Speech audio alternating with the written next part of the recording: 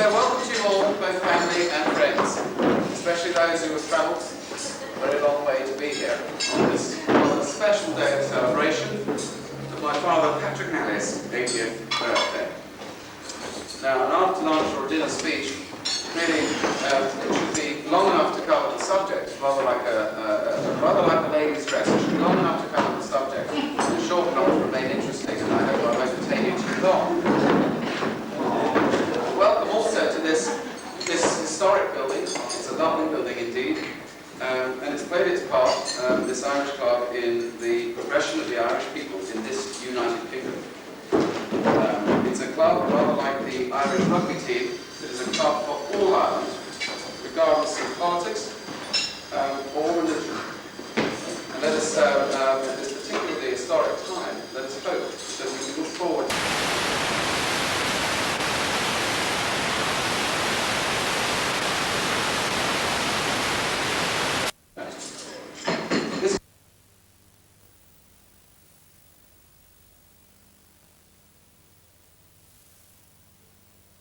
achievements of man, who, in his own quiet way, has had and led as an equally heroic life, and one that has largely remained unsung.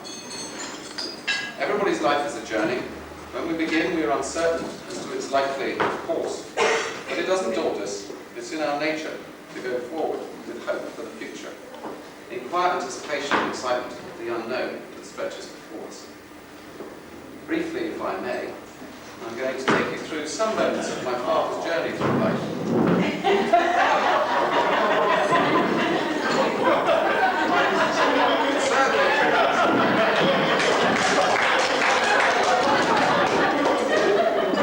Certainly as far as his immediate brothers and sisters, so they will have memories, I hope, that come flooding back to them. This information I gleaned from him 2 years ago when I invited him round to my flat, and he isn't the greatest drinker in the world, but he had 3 whiskies, which is quite enough for really. And I asked him all these things about his life, how he started off and all of this business, and he was feeling particularly loquacious, and while he was talking to me, I was writing it down. My father's story starts with the marriage of Richard Nally from Parktown Cross, in the county, Claremorris in the county of Mayo. And he got married to a lady called Catherine Griffin. She was from a place called Gotchi Moor, also in Claremorris in the county of Mayo. They got married in 1914. The event didn't make the papers that year, because there were other things to be thought about. My father was born on the 5th of December 1915 in a small thatched house Parktown Cross, Claremorris. It had 3 rooms. It had no electric light. It had no running water. And they only had straw beds to sleep on in those days. After him, the following king, came a number of children, indeed 8. So he was born in 1915. Nora, recently deceased, was born in 1960. Mike, recently deceased, was born in 1970. May, which is the Gregory here, was born in 1921. Tom, deceased unfortunately, was born in 1922. Kit, also deceased, was born in 1924. Rita was born in 1925. There was quite a lot of activity in this.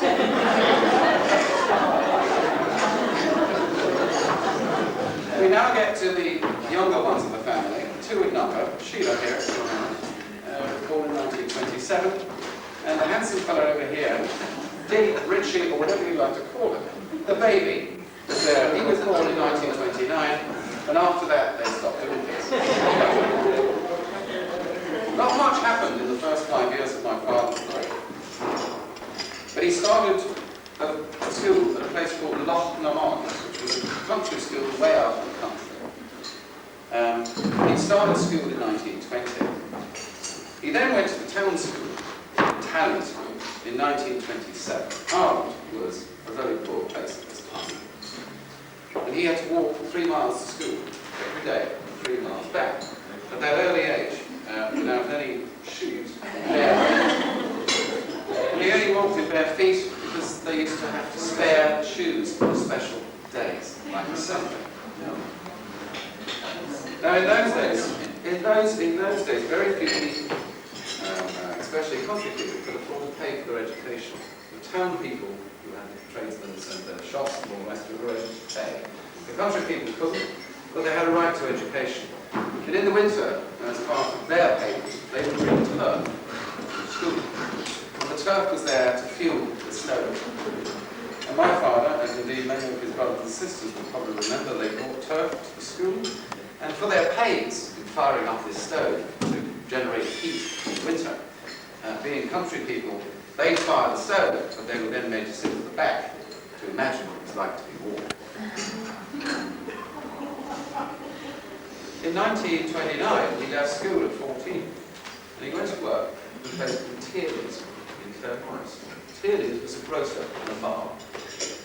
And in this grocery and bar, they were a relatively affluent family in the town. They left a number of things. For the first 2 weeks of his employ, he was being paid 5 shillings a week at this time.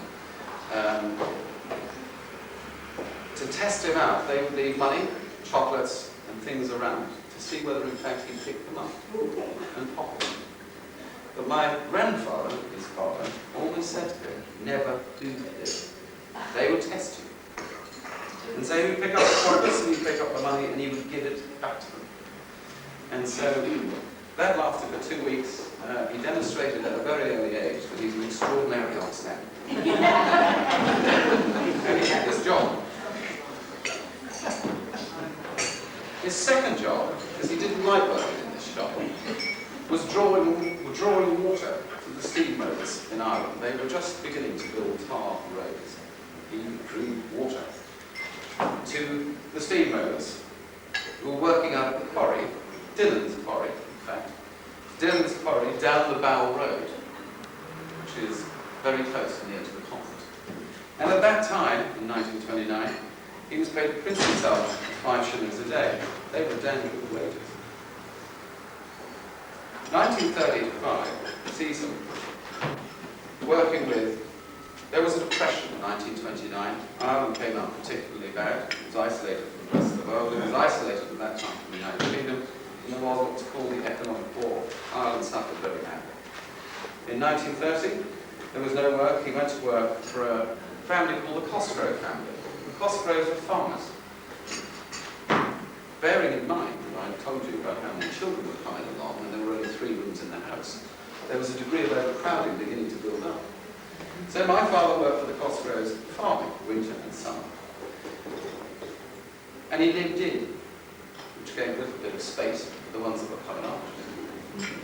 And for that he was paid £12 a year, 25p a week. And his keep. Things weren't good, things were quite bad. On the 23rd of May, my father has a remarkable memory. On the 23rd of May 1936, he left Claremont to go to Dublin. And he can still remember, as he did when we drank those whiskies 2 years ago, it was a pig fair day in Claremont.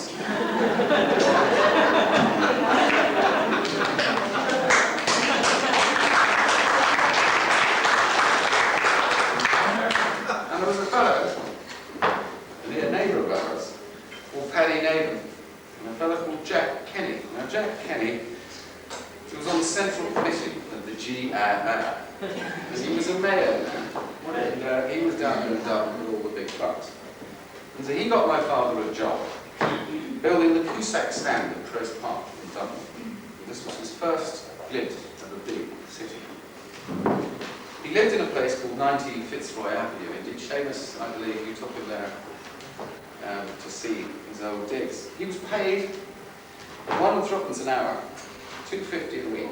And his digs at that time, this is 1936, his digs cost him 1 shilling and 5. So he had a few bob to go out and enjoy himself. Things were still bad in Ireland in those days. He got laid off in Christmas 1936. So he came home to Claremont. And he got off of the bus at Ballygowan. And he walked down a place that we would know as the Old Line. The Old Line has a stream. And this stream, because he thought he was taking a shortcut, there had been torrential rain. And as he walked down the Old Line, he ended up walking walking with the water up to his knees, to arrive home to the family in Christmas 1936, drenched.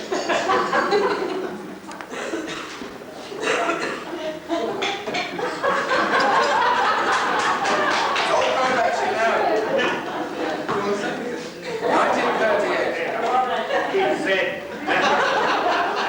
1938 sees him we're working with Casey's in Fairview doing a scaffolding job. At that time, Nora, his second eldest sibling, went to the United States, and Mike went to the United Kingdom. In 1939, it sees him with Nick O'Boyle, building houses in town in France. And at that time, with Nick O'Boyle, he did actually put the roof on Barney Carroll Church. He was being paid 40 shillings a week at that time. They were down good wages, things were looking good, or at least they were getting better. And he worked there with a fellow called Bill Tristan, who unfortunately since has died, but he still owes the old man a few dollars.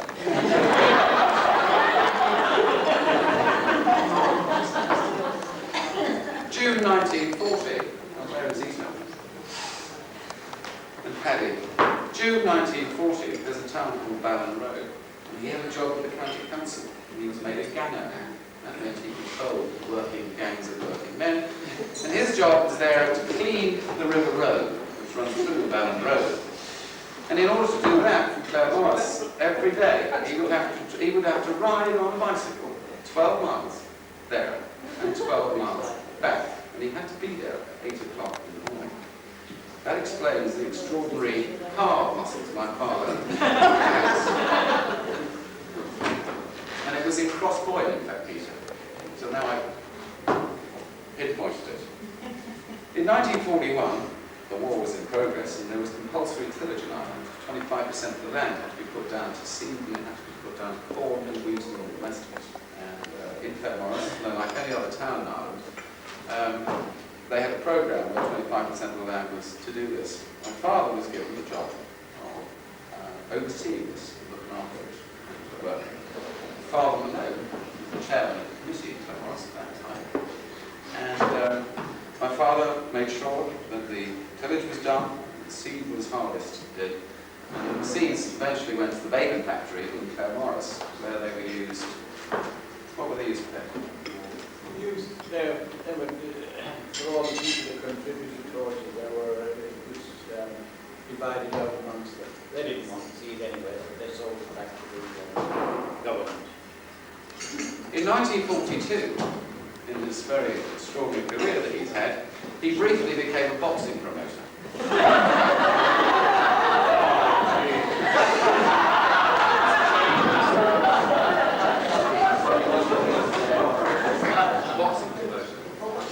There's a place close to Parktown called Castlegar, and in Castlegar there was a fellow in Claremorris at that time called Barney Boyle.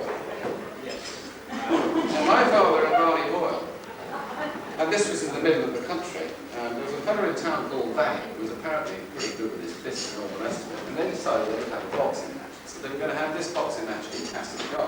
This is in the middle of nowhere. So him and Barney Boyle went and bought the ropes and everything. So how can you have a boxing match in Castlegar? Well, they erected a ring, and they had this ring, and Barney was there to fight. I don't know who he fought, you may remember. A fellow from Ballon Road.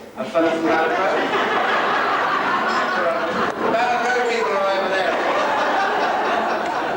Anyway, Barney from Claremorris gave the fellow from Ballon Road an awful levering.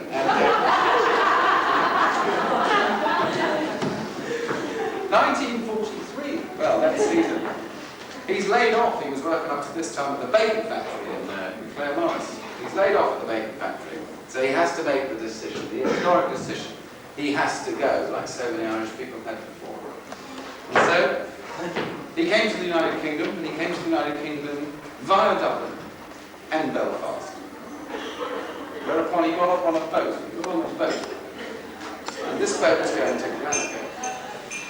And there were lots of other passengers on this boat, but they didn't have 2 legs, they had 4 legs. My father went to Glasgow from Belfast in a cattle boat, with cattle for company. He arrived there in 1943-4, and And he was building ammunition dumps with a whole load of the west side of Scotland, Gaelic-speaking Scotsmen, where he was given the job of gangman. And gave them an awful lot stick, I would imagine. 1944, he went to Invergordon, where he was building runways for the RAF. And then he always wanted to come to London. And at that time, if you were an Irish person in this country, you only had a 6-month passport. And if you wanted to move from one place to another physically, you had to have permission, and you had to have a ticket signed to let you go. So he angled to get this ticket because he wanted to get to London. Anyway, he managed to get this ticket because he was quite resourceful. And on the way, he went down to Edinburgh, to Waverley Station. And at Waverley Station, he met his brother, Mike. Now, Mike at that time was training, was in the parachute regiment. And he was training in the parachute regiment. So Mike met him at Waverley Station, and they had dinner. Now, this is 1944, and my father had not seen his brother since 1938. These were the times that they lived in. 1944, down to London. And he was billeted, because you were billeted, you were given lodgings. And they were striped here. And in 1944, he went down to London, and he lived in Onslow Square, which is now extraordinarily ritzy address. He was living in the right place at the right time. Here in London, clearing up debris, clearing up sites, and listening to the sounds of the dinner box, whipping around at night, which at one time exploded, I believe, quite close to the place that he was living in, and all the men who were living and sleeping in bunks fell out of their bunks. The explosion was that big. In 1946, he met my mother, and he met my mother on VJ Day, not VE, but VJ Day. Now, my mother, she shared a flat in a place called Crockford Place, just off the Edgware Road. And she shared my flat with Kathleen Daly, who was sitting over there, and with Kit, my aunt, who subsequently went to the United States of America. Now, my father must have made a reasonable hit with my mother, because thereafter, he made weekly pilgrimages down to this place, Crockford Place, with these 3 girls there all having a great time. The Ritz, as it was called. With his underwear and his smalls to be watched.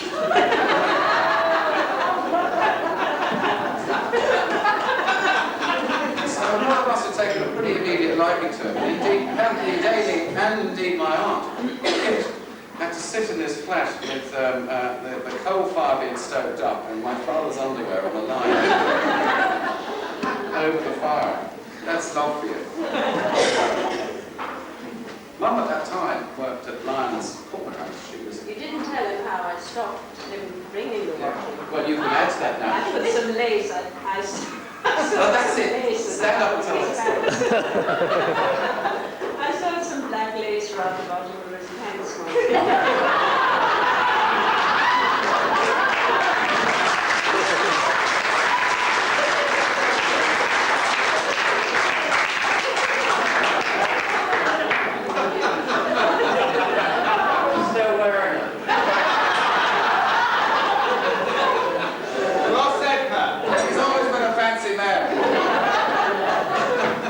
Mum at that time worked at Lyons Corner House. She worked there at Marble Arch. 1947, they got married. And really after that, 49. The rest then is history. 3 children, and unfortunately. Now, the reason I wanted to go through that piece of history is because for the second generation, there's so much more of that here today than the first generation. These are things that we couldn't and don't understand. And these are the sort of lives that these people, your parents, that have to come through to be here today, to raise these extraordinary families. They have to struggle, particularly in Ireland, through extraordinary adversity and desperate poverty. But with a will, and with a commitment, and with an idea of the future, they were able to come here and they were able to freely express themselves and produce the families that we have here today in this room.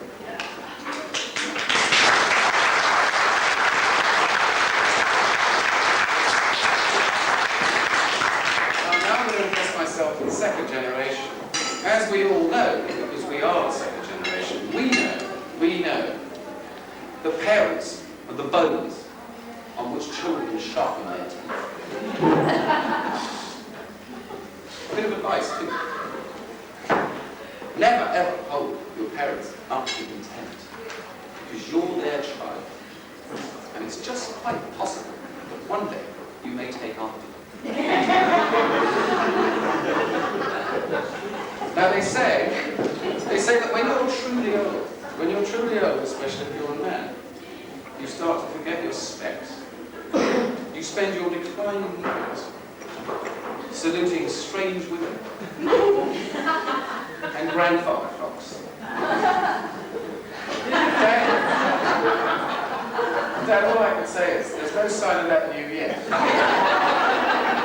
And there's plenty more we're going to get out of you. And all I'd like to say is to wish you, on behalf of us all here, a very happy birthday. And I'll ask you now all to stand.